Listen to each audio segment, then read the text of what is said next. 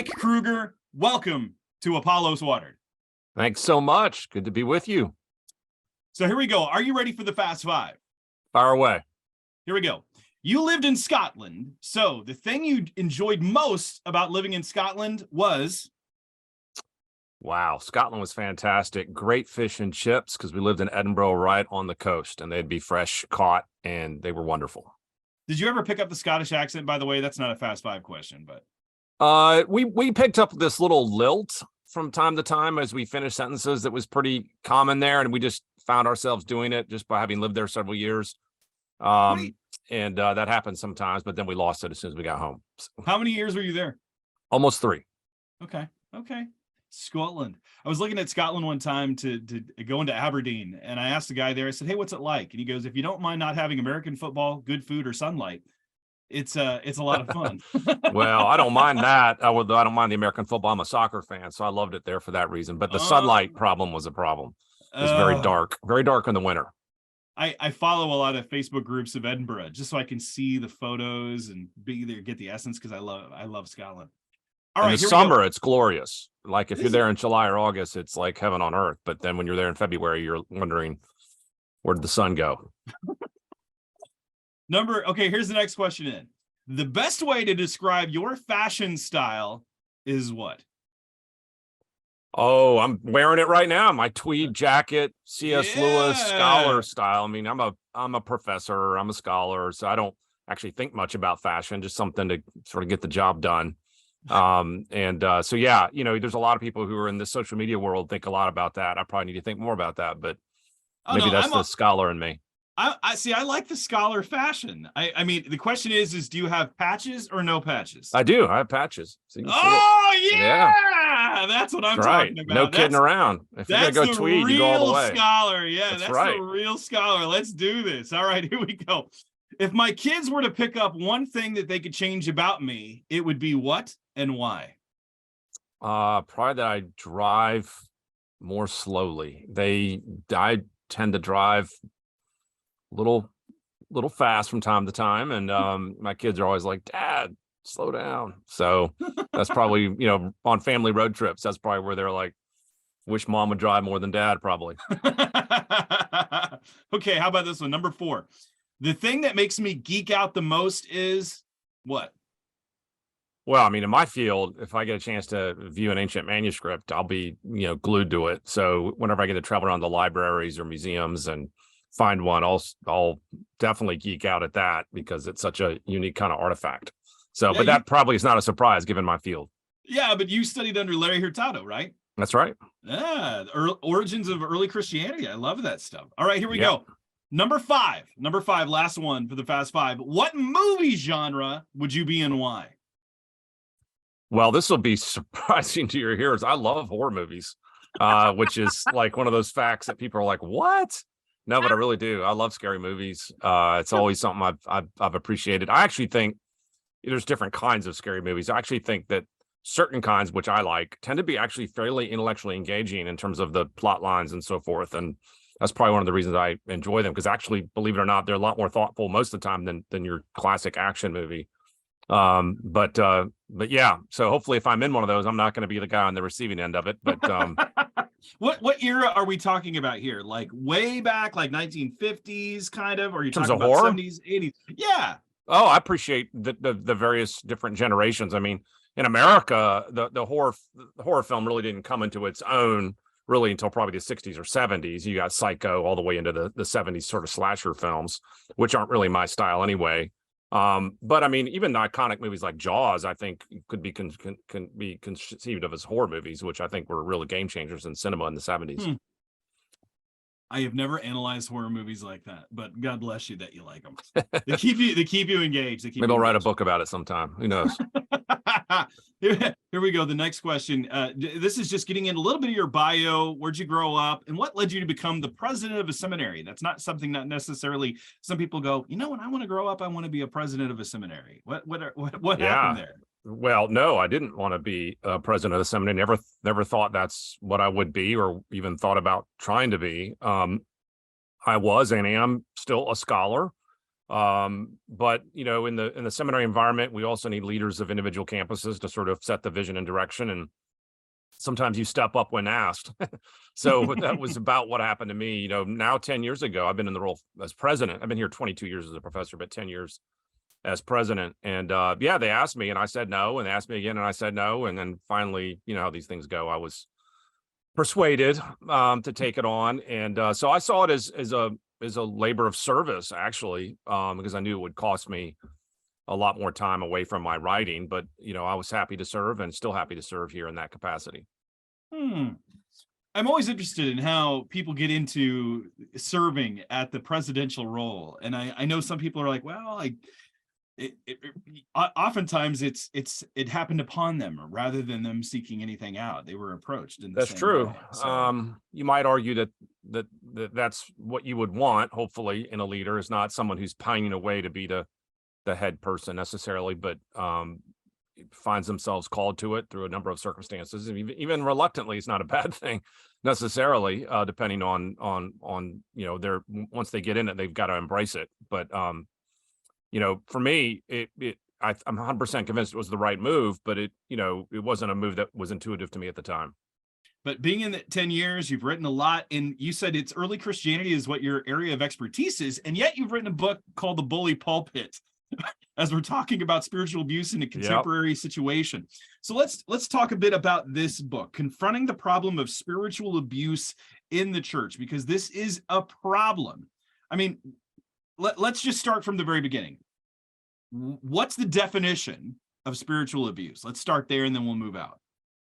Yeah, well, as you probably know and could guess, I spent a good bit of time on that in the book because I know the terminology is debated. People have opinions about it. Some people like the term, some people don't. And I talk about the strengths and weakness of it in the book. But fundamentally argue that even though the term is relatively new, and even though the term itself as a phrase isn't found in the Bible, the concept is there. And I labor hard to show that the concept is there. And I think that's the main thing. And so the concept, the idea behind spiritual abuse, is when a leader who has spiritual authority wields that authority in such a way that he operates in a domineering, authoritarian, and heavy-handed way to those under his care. And this is the heartbeat of what spiritual abuse is. It's misusing your authority to hurt somebody. So the term abuse confuses people because it's not physical abuse, right? You're not hitting someone. It's not sexual abuse. There's no sexual dimensions to this kind of abuse. But it's the kind of thing where you can really squash people in your ministry by wielding your authority in this way. And I track that throughout the Bible and even into the modern day. One of the things that I found that was very interesting in the book is that you actually, yes, you tracked it through the Bible, but you also showed that this isn't a new phenomenon. I mean, you showed certain historical figures referring to the subject of spiritual abuse that I was unfamiliar with. Tell us a little bit about that, because this is not a new phenomenon. For those that people think, oh, this is a new thing, it's not. It's been around since the beginning. People ask me all the time, and I've had a chance to do quite a few podcasts on the book. One of the most common questions I get is the problem new, or a corollary question is the problem worse than it used to be?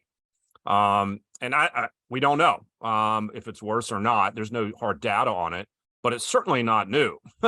It's been around since the dawn of time. As soon as one human being has authority over another human being, they can wield that authority in very fallen, sinful ways. And so you're gonna get that from Genesis all the way to the end. But then other church leaders have recognized it. I talk about, for example, James Bannerman's classic book from the 1800s on the church, and it's conceived of as this sort of conservative, faithful, standard work about ecclesiology. And people think, well, he didn't ever think about this. Well, he did. In fact, he had a term for it called spiritual tyranny, which I thought was actually a pretty good term.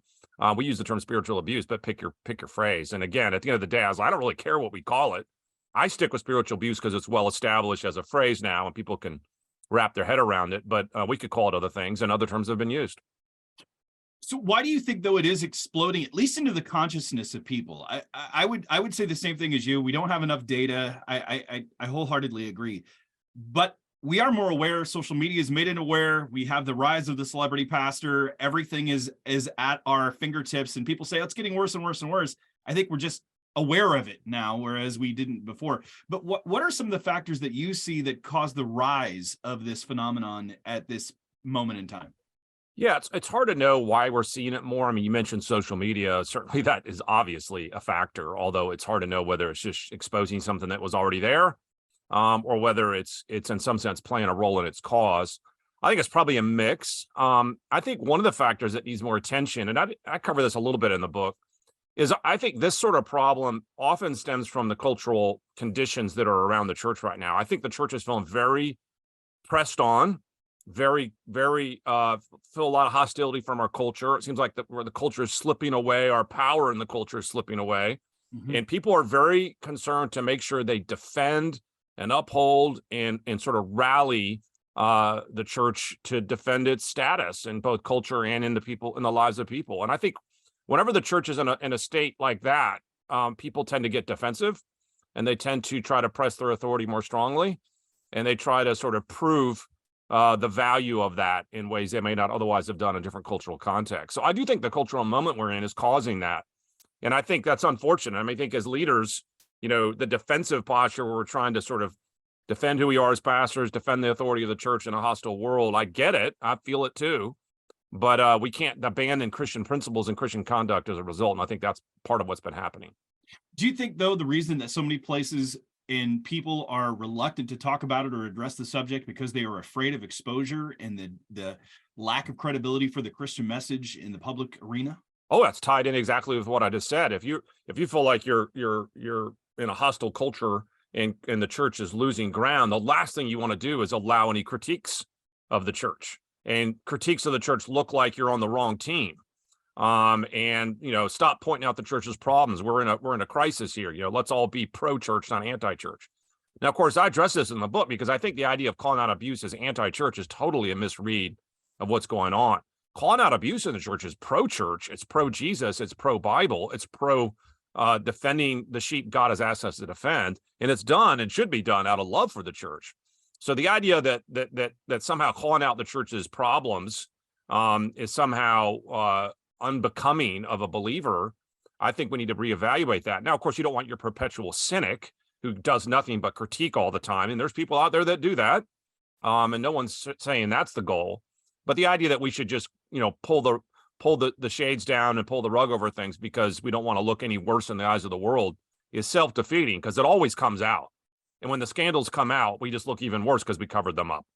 Having seen a lot of these different scandals, and you refer to them in the book, you mentioned Hybels, you mentioned McDonald, you mentioned Driscoll, which are probably the three of the biggest names that are out there, at least at this moment. I mean, we could go back a couple decades and we'd see a whole host more.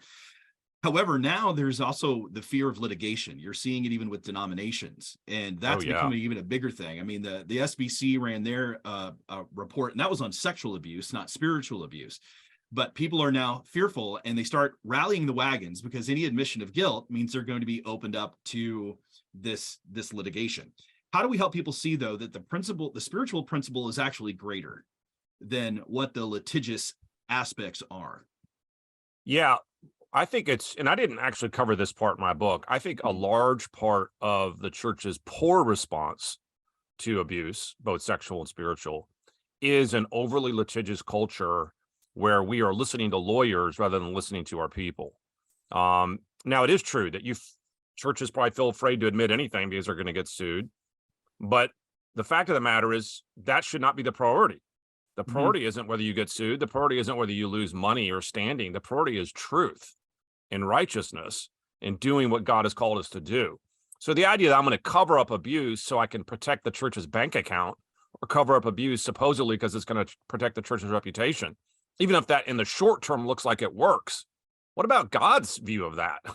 What about, it's ironic you're thinking this purely on a human level. What is the divine perspective on that kind of treatment of the sheep? And all you got to do is read Ezekiel 34, and you realize that that's exactly what the shepherds of Israel did when they abused and mistreated the sheep under them. And God was very upset with them. And so I think, our number one goal is always follow God first, be obedient to him. And if you end up going bankrupt as a church as a result, well, then you leave that in God's hands. Do the right thing. And I think that just needs to be said.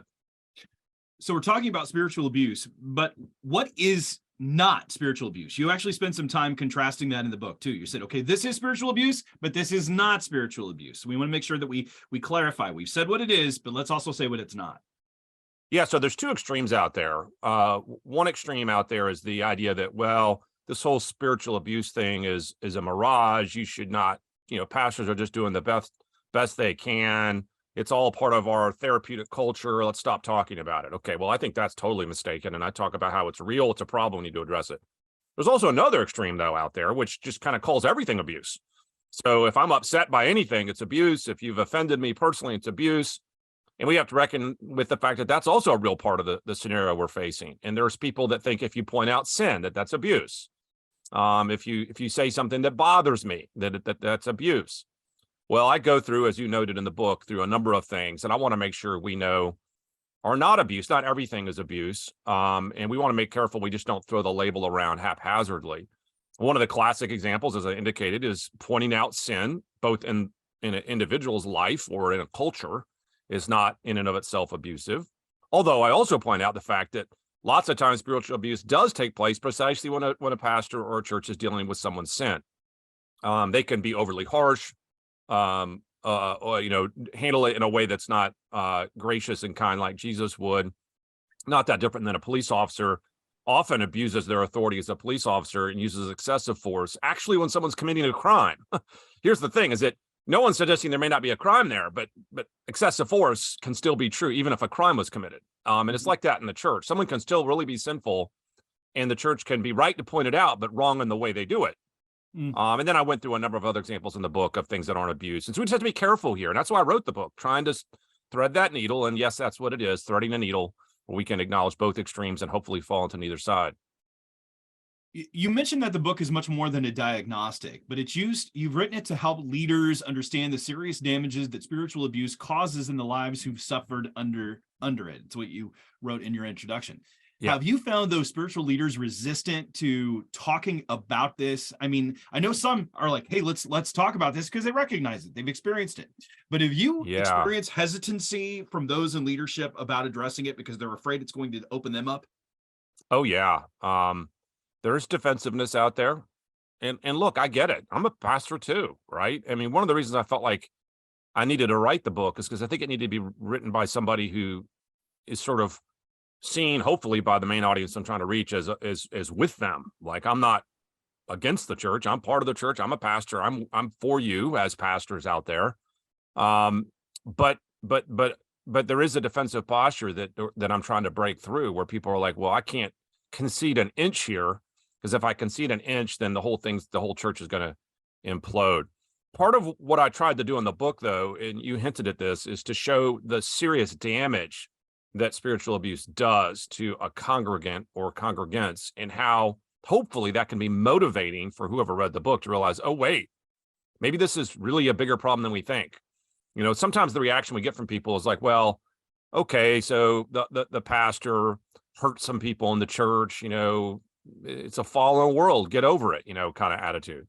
And I'm like, yeah, that's vastly oversimplified and really reckless in terms of one's understanding of the way abuse operates. So I wrote a whole chapter to show the damage that typically it causes. And hopefully that's a wake-up call. I hope it is. What I think is very hard for people, and being in Chicagoland where we saw a lot of this firsthand, and some of the examples that you saw within the book. And I remember talking about McDonald, because he's been out there in the public eye probably more than most. I remember when the people that I knew that worked with him never ever gave a good report. And those that I know had personal interactions didn't have good reports. And sometimes I would be like, okay, it's a bad day. What happened? Like a buddy of mine, he was at actually a cafe at Moody Bible Institute. He walked up and he said, hey, I just want to tell you, your ministry's made a huge impact on me. And he looked up and he goes, you're the reason I can't go out in public. And it was like, okay, maybe you're just a jerk. That's what it is. You're just a jerk. However, we would meet people all the time that would be like, oh, have you heard so-and-so's, James's sermon on this, sermon on that? And some people would come back and say, okay, he might have done that. He might have had a bad day. Maybe he is a jerk, but look how God is using him. That's the justification. Look how God is using him. How do we respond to those people to help them see that, wait a minute, character matters. It's not just giftedness over character. And you address this in the book, and I really appreciate it. In a culture, by the way, where it's end sum. It's whatever you need to do to win, do it. How do we ever get the gospel out there? Do it. It's Paul saying, I don't care how the gospel's preached, at least it's preached, right? How do we respond to that and help our people say that character really matters in the middle of all this? Yeah, I mean, I bring this up in the book, and I think you've pointed it out, which is that we have a culture that, let me clarify, we have a Christian culture, sadly, Yeah. that is willing to almost turn a blind eye to lots of things as long as there's quote unquote success in play, or that there's some, in their mind, worthwhile thing that they're trying to achieve, or as long as someone is really gifted or talented. And I think we can see that in the political world, we're not here to talk about politics, that same mentality often is used. As long as my candidate can get elected and get the policies I want in place, I don't care that he's a this or that. And used to be Christians did care about character, and it seems like more and more they seem to care less about character in their politicians. And arguably the same thing is happening for pastors. We say, well, can't have it all. He's accomplishing a lot of good things. I think that misses the mark on so many levels. For one is, it doesn't reckon with the damage that a person with bad character can cause, and I try to point that out in the book. But more fundamentally, and I think this is the point, is that it's a violation of Scripture to have someone in ministry in a position of authority that doesn't meet the criteria and the standards and the qualifications for that person. And a person who's a belittling, domineering, authoritarian, heavy-handed person is completely outlawed and ruled out from all the passages in Scripture that speak of qualifications for ministry. So if someone says, well, look, just let it happen, I'm like, you're violating Scripture. I mean, what do you want me to tell you? God has a reason why there's qualifications for ministry, because it reflects on him, it reflects on his church, and it can really do real damage to God's people. One of the things I tell people is like, look, if you don't, you probably don't, if you think spiritual abuse isn't a problem, then you probably underestimate the influence that a pastor can have. Their words carry much more weight than you realize. They do. It with great potential for blessing and great potential for harm. And if you say spiritual abuse isn't going to be a problem, then you don't reckon with that reality that the Bible actually speaks of, is that a person in spiritual authority has a big impact, which is why character matters so much, because they can do great damage or they can do great blessing. How do we help our people see this, though? In our clip culture, where it's all about presentation, it's all about the clicks, the likes, they have a really wrong definition of what success is. Yeah. How do we help people correct this definition of success when all they can see is that moment, that the person they're attracted to, that dynamic persona? How do we help them see that? Well, in a social media age, it's going to be really hard. I wrote the book because I think, and my book just barely begins this conversation, I think we need a macro rebuild in Christian space about the way we conceive of leadership and authority. I think we need to start almost from scratch and rebuild the structure, because I think the structure we have looks on the surface like it's the biblical one, but I think there's so many problems in there that I think it's going to take a complete rebuild to reset people's sort of calibrations of what a good leader should and shouldn't be. And so to answer your question, it's going to take a lot of work and a lot of time. My book was intended to be one little tiny dot in this larger conversation. Maybe it could be the kind of dot that leads to other dots, a spark, if you will, that starts a larger movement. I don't know. I'll leave that in God's hands, but I think we got a lot of work to do. And on the seminary side, we have a lot of work to do. I just think we haven't given enough attention to what it really should be like to have a leader. If we could get that in the minds of the church, I think they would pick different leaders. See, part of the problem here isn't just that the leaders can be this way. Obviously, they can be, although most pastors are godly, great people. But some can be this way. But the bigger problem here is that the churches want people this way. And this is the thing that we really got to reckon with, is that they're not in position because they force their way in.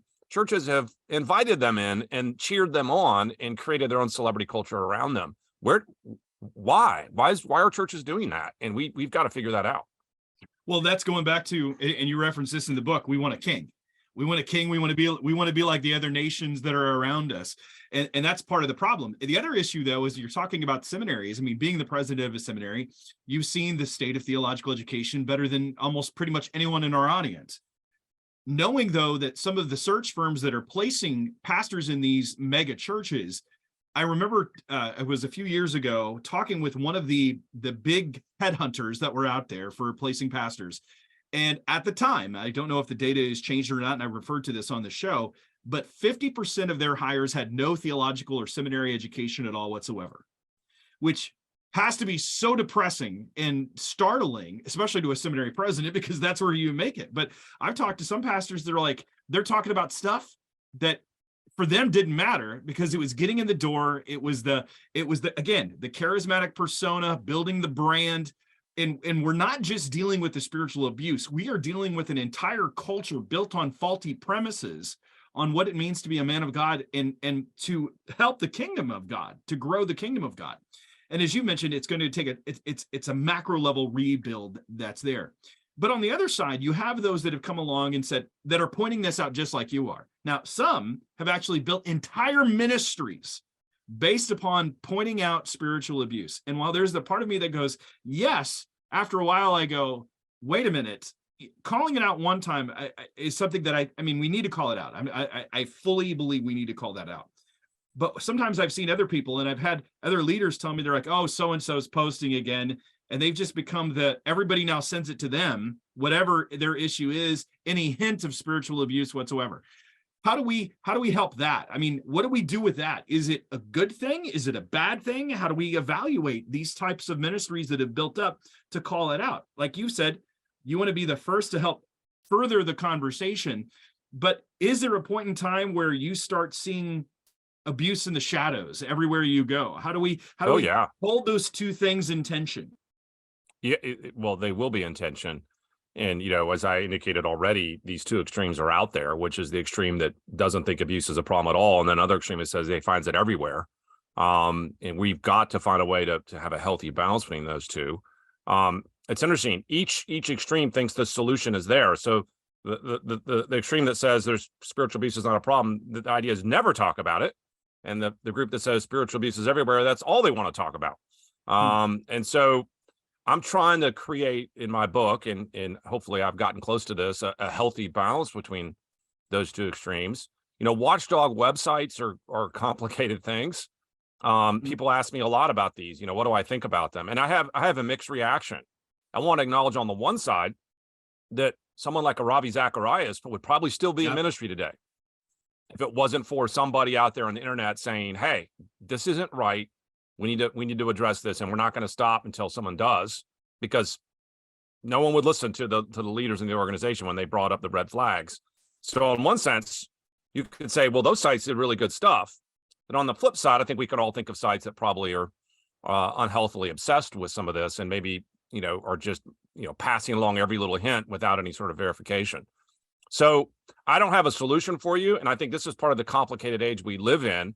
I think, sweeping declarations about websites in general are hard to make. I think it depends on the site, depends on the person, depends on what they're saying, depends on so many factors. But I think we can acknowledge that both those problems are out there and we want to address them. Taking that into consideration, you're talking about, let's take it a little bit further. I know of some watchdog websites that are out there that have looked for independent verification, then they present the material to bring that out. I think of the Elephant's Debt when James McDonald was going on, they had all these different things that were there.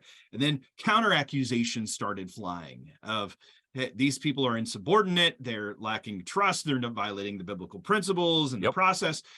What are the principles that you've noticed or the responses of the accused when such things are brought to their attention that we need to be aware of so that we can recognize them when we see them? In terms of tactics that are trying to be defensive for people who are abusive. Yeah. So I've got a chapter in my book on sort of, what I call flipping the script, where someone comes and says, hey, this guy, this leader is really wielding his authority in a domineering manner. We need to address that. Unfortunately, rarely is there a sense in which, we're going to embrace that, receive that, and really investigate that. Rather, instead, all these sort of policies kick in, all these sort of strategies kick in to try to deflect the problem. And this is part of what I wanted to point out, and I hope the church can learn from that, which is we don't want to do that. I mean, it can be a lot of things. It can be reverse accusations against the accuser, right? Go after their character. They're the real problem. It could be sort of like, oh, well, you didn't follow the proper process, Matthew 18. And so, it's like a Miranda rights. You didn't read me my rights, so therefore I get out of jail free type of thing. That happens a lot. There's one of the most common things is that when concerns are brought up, the leader says, "Oh, that's slander. You're slandering me." And then it looks like that the people who brought up the concerns are the bad guys now, right? They're the ones on trial. So these sorts of tactics are common. They're sad. And I point them out in the book. And I think we need to learn how to watch out for those when these things are brought up. How do we create cultures where this is not, where it's more recognized, where we can identify it quicker so that it doesn't happen? Right now, there's a lot of reaction. There's a lot of reaction that's going on across the board.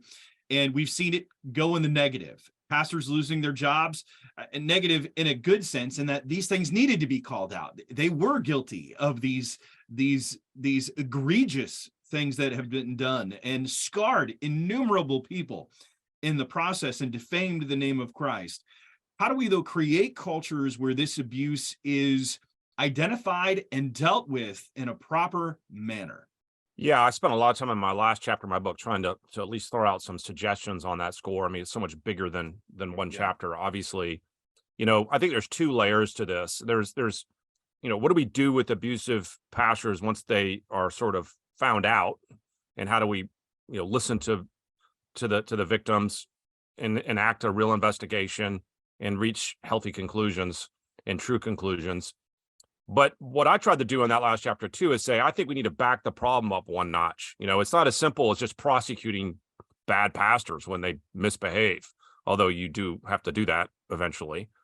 But rather, how do we change it downstream, or rather, I should say upstream, before it gets to you, so that the type of people who are entering ministry, the type of people who are attracted to ministry, the type of people that churches are looking for, are set up in such a way that it sort of self-weeds out potentially abusive leaders. And I think we need to give more attention to character and character analysis. I think we need to give more attention to sort of setting up a structure around the leader that has real accountability, and also a teamwork orientation, not hierarchical and autocratic. And so I mentioned a number of these things. But this is what I meant a minute ago, and I said we got to kind of rebuild the whole system, because some people just say, well, look, if there's a bad leader, prosecute him. What's the problem? I'm like, no, you're missing the point. We are feeding these guys into the system. And it's not as simple to just say we can just prosecute when we find out about them. We need to find a way to stop them from getting in there in the first place. And I think that's where we have to recalibrate what a pastor looks like and who should be in ministry. And that's going to take a lot more work than just simply prosecuting the bad guys when we find out about them.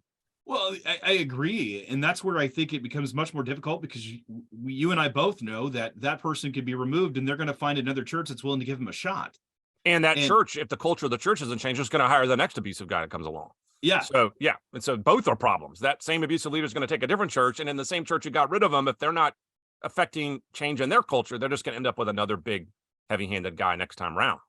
So when you were doing your research and developing the book, what were some of the surprising things that you discovered that were like, wow, I knew it was bad. I didn't know it was that bad. Well, I was surprised, I think, how much it resonated with people. So I started, before I did my book, I had a blog series where I kind of was putting out some broad content. And it was leading into a talk I was doing at the Gospel Coalition. I've never seen a reaction at least in my interaction in social media, to a blog series ever like that. I was getting inundated with emails and comments, and people were just sending me their stories unsolicited. Or like, they're saying, oh, you just described my pastor. Oh, you just described my church. Oh, you need to hear what happened to me. And it was just coming out of the woodwork. I was filming an interview at a major Christian organization, I won't say which, and we were in the studio filming this, and we were talking about one of the books I'd written, not this one. And when we were wrapping up the interview, the host goes, "So, are you working on anything else?" I was like, "Well, yeah, I'm working on a book on spiritual abuse." And as soon as I said that, the hosts were like, "Really?" And I'm like, "Yeah." And they're like, "We need to talk to you about that, because that happened in our church." And then as soon as that got said, the guy in the sound booth comes out.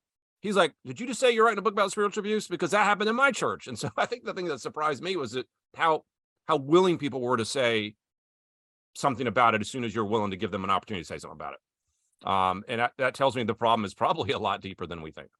Well, so many members coming out. Have you found some pastors that were like, That's me. Have you had anybody that was willing to admit? Yes, this is another interesting Really? thing that, yeah, I've had several guys write me notes and some even in person saying, you know what, your book really convicted me about the way I've been leading and I want to change. It wasn't so much saying I'm a spiritually abusive pastor and I'm resigning. It wasn't so much that, but rather I see tendencies that if left unchecked could lead me down some really troubling paths. And your book convicted me of those tendencies, and I want to pull that back and change. And that's been really encouraging to me. I was like, wow, I would love to hear more stories of that. And I did hear quite a few, and I really am thankful for that. That's one of the reasons I wrote the book, because I wrote it to leaders, right? Yeah. To help spot abusive pastors and then not to become them themselves. And hopefully hopefully the book's helping. Well, one of the things that I noticed in the book when you were writing is you said you gave kind of tangible ideas on how this might occur. One of the things, though, that you did mention in dealing with any type of restoration issues, which is where people are like, follow Matthew 18, they need to sit down, talk to that accuser, and you're like, whoa, let's hold off here, because you're not going to take a woman who was just beaten by her husband, let's say, that's physical abuse, and just sit them down right away. And I know churches that have, by the way, unfortunately, that have done that. But now we know so much more about abuse, we know a whole lot more about trauma and its effect. How do you help, though, people create processes? Because I think that's where people struggle. They're like, hey, I get the spiritual abuse. What are the processes and structures? Just give us a couple of those, because I know you've written about it in the book, and we've alluded to it a little bit earlier. But what are some of these processes that need to happen, or maybe warnings about, like, sitting down and talking to that abusive person? Hey, they're not ready yet. These are some things that are guidelines, let's say, that they need to have as they're going about this process, trying to implement it. Yeah, I mean, there's so many things to say here. I mean, it's interesting. In the last 10 years has been this sort of burst of these reconciliation ministries, everybody kind of peacemaker style, but there's a bunch of them out there now. And on one level, I would applaud the idea, right? We certainly want more peace and more reconciliation. But a lot of the systems and processes for some of these organizations can be unhealthy and can really rush people into ill-conceived reconciliation processes. And some of the mistakes are obvious. Some of the mistakes is, you pursue reconciliation before you pursue truth and justice. In other words, let's not worry about who's at fault. Let's just get these two people together and let's make them be friends again, right? We're never gonna call out the sin or hold the pastor accountable for the sin. We just want to get these two people together and get them reconciled. And so they push the victims into this reconciliation process. It can be pretty ill-conceived. Closely related to that is the thing you hinted at. Sometimes these victims are just traumatized. They're not ready for this. They're not able to jump into this and need to be given time and space. Misuses of Matthew 18. We've talked about that already. Just this idea that it's this wooden one-size-fits-all structure for every conflict in the church, which I think is a total misreading of the text and just, defies common sense also at a number of points. So there's all these things that need to be fixed. And then positively, at the end of the book, I recommend some processes that I think can help. I mean, I think there needs to be, and this is the one thing I'll mention here, so many things I mentioned, is I just think in any credible abuse scenario, credible accusation, there needs to be a third party investigation by somebody who knows what they're doing when it comes to abuse. Organizations are not very good at investigating themselves. The Ravi Zacharias thing, the Bill Hybels thing, prove that in spades, right? They all came back and said, our guy's fine. What's the problem here? We've investigated it. We looked into it. All good here. No, you need a third-party investigation. I think that's one of the big takeaways in my research, and I hope people do that. Well, not even in regards to the church. I mean, I remember CT ran a whole thing where they actually published the findings of independent organizations. I was proud of them for that. I was too. I thought, wow, good for you. That's transparent. It is. And I think the transparency helps remove the frustration, because people want to be heard, they want to be acknowledged, and when someone admits it, you're less likely to remember. It sounds strange. It's almost as if there's that biblical principle of forgiveness. When you don't admit wrong, that's where that growing group comes of opponents. When you admit it, it dissipates, because people recognize, especially if there's proper means of accountability that have been put in place. We're not talking just about the church, but we're talking about across the board. No, that's right. I mean, I think there's a sense that secrecy is going to solve it, and it rarely ever solves it. It actually creates a distrust in institutions, which here's the thing that's funny is that the people who are trying to defend the church and argue that we have to make sure the church's authority is upheld, which in broad strokes I agree with, think that the best way to do that is to not be transparent and to not be open and honest about these things. And they don't realize that they're actually destroying the very organization they purport to want to defend. Because as soon as you do that, the trust in the church just goes down, down, down. In other words, you're actually creating more suspicion and doubt rather than helping. And I think that's the irony. Do you think that's part of the reason why we've got so many? I mean, again, it's a multitude of factors, but at least one of them would be the reason that people are deconstructing right now. Oh, yeah. Yeah, because absolutely. They've lost that trust in the social credibility. Because it's my like I've maintained that our social credibility score right now just is in the toilet. Oh, yeah. As across the board, we don't have the moral high ground from a cultural perspective because of these scandals and our refusal to admit them. I think if we admitted them to the culture, I think that people would be like, okay. No, that's exactly right. I mean, I think there's a sense in which the culture here is looking to us to be what we say we should be. And when they see that we're not really going to do that, they don't believe that we even believe that in what we say we believe. And that shatters the whole point. Isn't that what Russell Moore said? It's not that people don't believe, it's that they recognize that the young people today don't believe. It's that the church doesn't believe what we don't even believe it. They say you don't even take seriously your own beliefs. So this is why I've said in other contexts, I didn't use this phrase in the book, but I've said in other contexts that dealing with abuse is actually a form of apologetics. And people don't realize this, is that the deconstructions in the last 10 years are not random, in my opinion. People will say, oh, well, they're deconstructing because the culture is so bad and the culture is attacking us all the time. That's why. And I'm like, okay, that probably explains some. But I think there's one of the biggest reasons for deconstruction, though, is people get inside the church and realize this is a bungled mess of people who are frauds and inauthentic. And we think, how could we think that doesn't matter for our apologetics? We have to own that and address that as part of our apologetic repertoire. So it's not just here's an argument for God exists, but rather here's what the church should be doing. Here's why we haven't done it. We're sorry for not doing it. And we need to press ahead towards a new path. And I think that is part of our witness to the world.